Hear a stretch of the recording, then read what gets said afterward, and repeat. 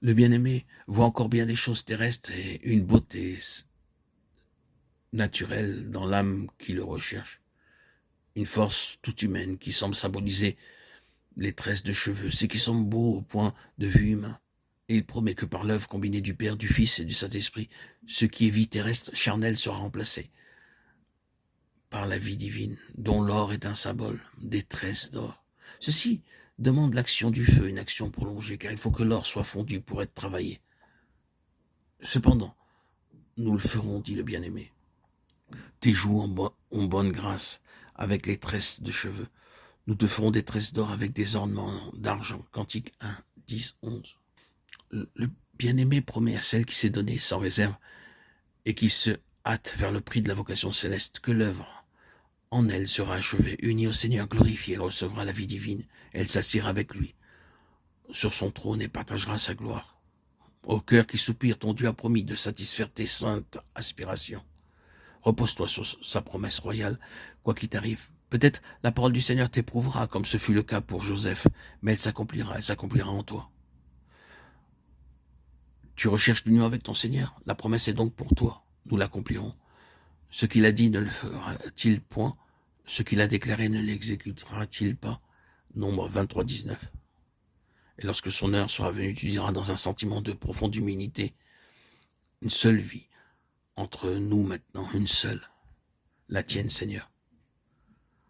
Si quelqu'un m'ouvre la porte, j'entrerai chez lui, je souperai avec lui, et lui avec moi, Apocalypse 3:20. Là, sa table bien-aimée lui ouvre son cœur, comme il le fit pour les disciples qui le suivaient à la veille de la crucifixion. Jean 16:4. Je ne vous ai pas dit ces choses au commencement, que d'enseignements à lui donner encore. Mais au début, il ne pouvait que lui dire « Suis-moi » pour l'attirer hors du cercle des intérêts et des occupations terrestres, préparation nécessaire avant qu'il puisse montrer le chemin où l'âme apprendra à le connaître toujours plus, toujours mieux. Maintenant, il lui dévoile que le chemin est un chemin de souffrance, de sacrifice. Jusque-là, il avait eu des visions de Christ et de sa gloire, et il lui avait dit « Attire-moi, et nous courrons après toi ». Maintenant, il lui montre la croix. Veut-elle le suivre jusque-là? Il semble qu'il lui demande comme aux disciples, pouvez-vous boire la coupe que je dois boire et être baptisé du baptême dont je dois être baptisé? Marc 10, 38. Que va-t-elle répondre? En vérité, répondre à l'appel du Seigneur, avoir la céleste vision du Seigneur glorifié, renoncer aux dons pour avoir l'auteur des dons, tout cela est bien quelque chose. Mais se tourner délibérément vers Jérusalem après avoir vu partiellement ce que suivre Christ implique, c'est tout autre chose. Il faut cependant choisir, et choisir si résolument, si définitivement, que la question ne se pose plus jamais à nouveau, en quelque situation qu'on puisse se trouver par la suite. Il faut comme brûler les ponts derrière soi, afin que la seule idée de retraite ne puisse même pas absorber l'esprit. L'amour du bien-aimé, c'est la coupe d'amertume qu'il faut boire. Mon bien-aimé est pour moi un sachet de myrrhe. Il lui faut connaître le Seigneur crucifié avant que de connaître le Seigneur glorifié.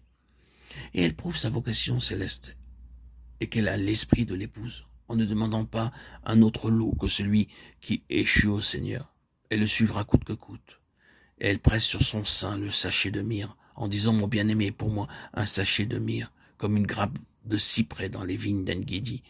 Cantique 1,14. La myrrhe, essence très précieuse et d'un grand prix, très amer au goût, obtenue par une incision faite dans l'arbre. Le cyprès, l'arbre des cimetières en Orient, est l'emblème de la mort. Ô âme, que vas-tu répondre au roi, à celui dont les mains furent percées? Pourrais-tu lui dire autre chose que je ne te quitterai point? 2 Rois 2,6.